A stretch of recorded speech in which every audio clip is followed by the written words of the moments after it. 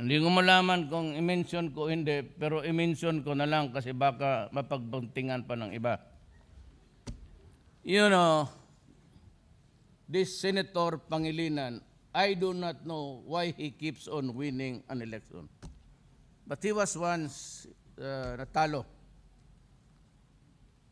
Ayaw ko lang kasi makipag-away sa taong yan kasi kaibigan ko. Pero ang ginawa niya, noon kasi sa batas, pagka below 9 ka, wala kang kasalanan talaga, baski anong gawin mo. Palo lang ng tatay pati mama mo. Pagka nagka 9 ka tapos 12 ka lang below, hindi ka 13, 12, dadalhin ka sa korte at tatanungin ka kung bakit gumawa ka ng masama. Ang ginawa ni Pangilinan, I'm so sad over this sordid history of our country.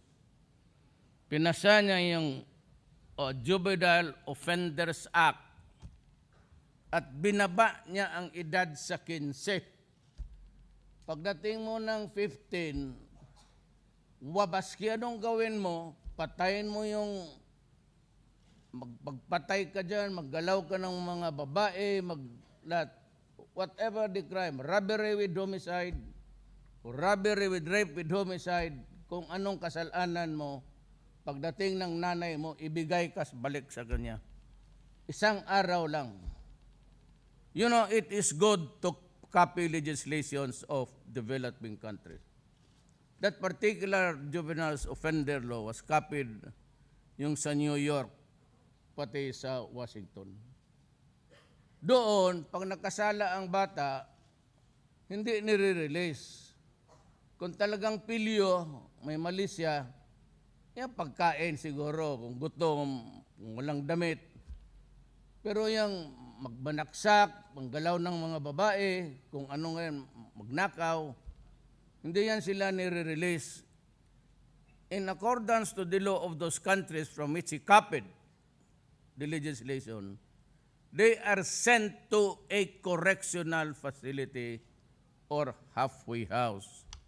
There, they are lectured on responsibility sa gobyerno mo. Then the sense of accountability sa ginawa mong masama. Kaya ikukulong ka doon at lecturean ka. Hindi kulungan yan. Correctional. I-correct ka lang. Correctional facility.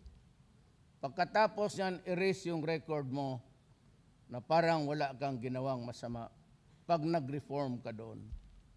The problem with Pangilinan, he was too in a hurry. Pinalusot niya yon. Kaya we produced about 15 years ago yan. We produced about 5-6 generations of people who committed crimes and released on the same day, irrespective of the gravity of the offense. Pagka magdating doon ang barangay captain o nanay, pinapakawalaan. So makita ninyo dyan sa EDSA, pabalik-balik. And now na malaki na sila, we have produced people who are of criminal minds.